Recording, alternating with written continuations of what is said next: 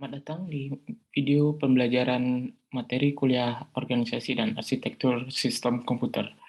Pada video kali ini kita akan membahas tentang Central Processing Unit atau CPU.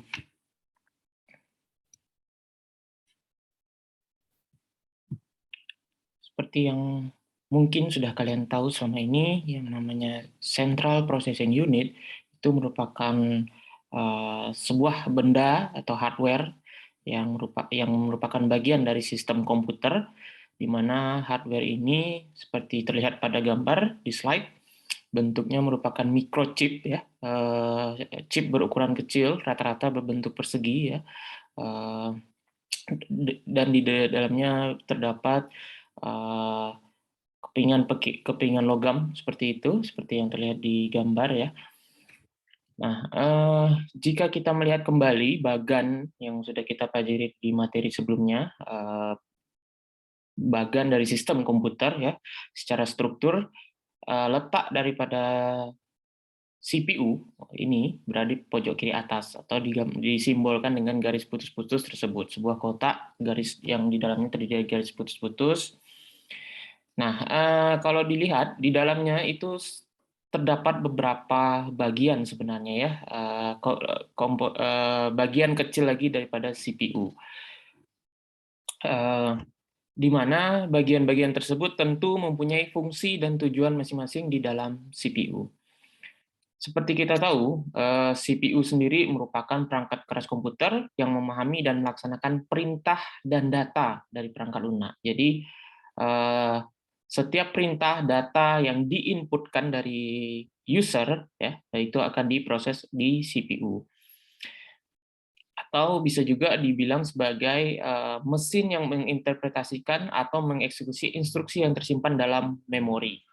Jadi seperti yang sudah saya sampaikan juga di materi sebelumnya, bahwa bisa saja sebuah input atau instruksi itu diterima dan diterima oleh sistem komputer melalui perangkat melalui perangkat input device seperti mouse dan sebagainya. Nah, instruksi tersebut bisa langsung dieksekusi oleh CPU atau disimpan dulu di memori sebelum dieksekusi. Nah, hal ini tergantung beberapa kondisi, yaitu ketika apakah sebuah CPU sedang idle atau tidak. Gitu ya. Nah, jadi istilah lain dari CPU sebenarnya sering kita kenal juga sebagai prosesor ya. Dalam komputer hardware itu prosesor biasanya kita kenal. Nah, sedangkan mikroprosesor adalah CPU yang diproduksi dalam sirkuit terpadu. Sejak komputer dinyalakan hingga dimatikan kembali, sebuah prosesor atau CPU melakukan fungsi-fungsi atau beberapa proses seperti membaca instruksi dari memori, kemudian menginterpretasikan bit instruksi.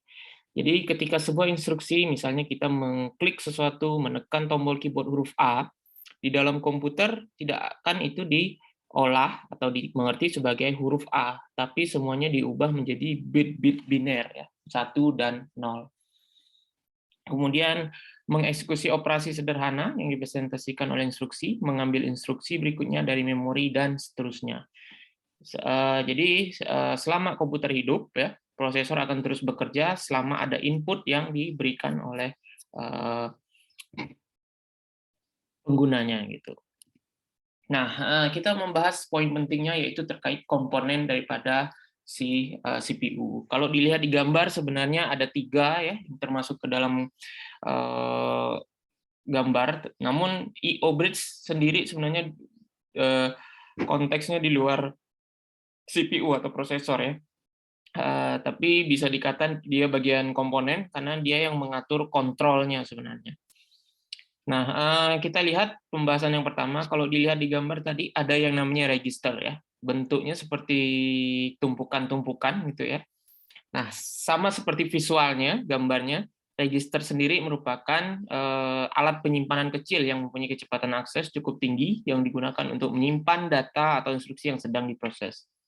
Nah, jadi ketika sebuah komputer memproses, misalnya dia akan memproses sebuah operasi aritmatika 2 tambah 3 ya.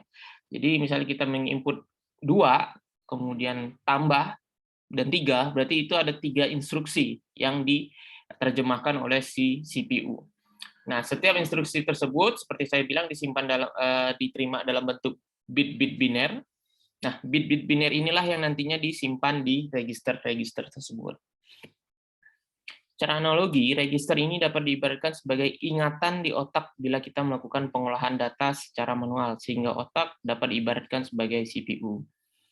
Nah, kira-kira seperti itulah analoginya, seperti ingatan ya atau tempat penyimpanan sementara saat prosesor bekerja. Kemudian ada ALU atau biasa disingkat Arithmetic Logic Unit.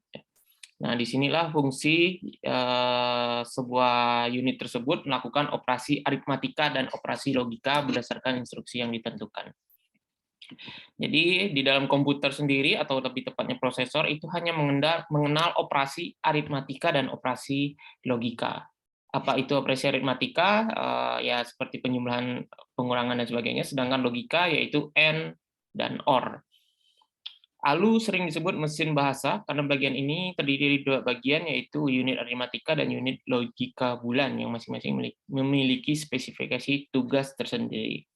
Nah, jadi si ALU ini melakukan operasi aritmatika dan operasi logika pada bilangan biner ya.